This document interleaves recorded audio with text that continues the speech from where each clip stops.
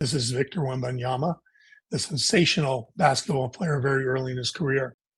So besides both being professional athletes, they both were diagnosed with blood clots and thoracic outlet syndrome.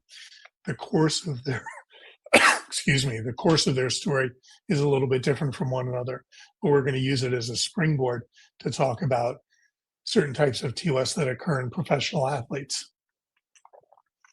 So let's talk about venous TOS in particular, because the two athletes at the headline of this story were both diagnosed with venous TOS. So let's go to Victor Wembanyama and start with his story. He was diagnosed simply with a right upper extremity blood clot in February of this past year, 2025.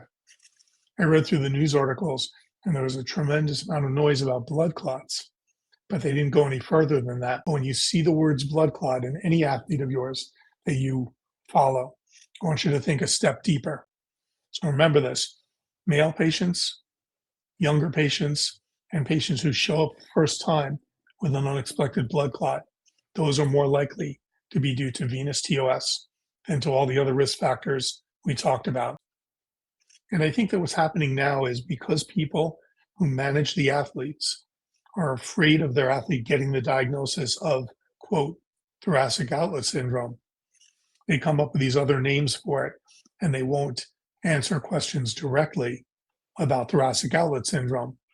This is actually what happened with Victor Wembanyama as well.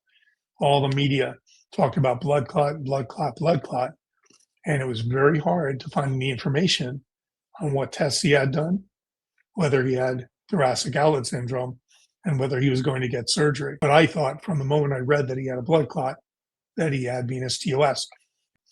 Number one, ultrasound confirmed blood clot in the upper extremity, which already makes it a very narrow group of patients. He had none of the risk factors for upper extremity DVT, that's blood clot.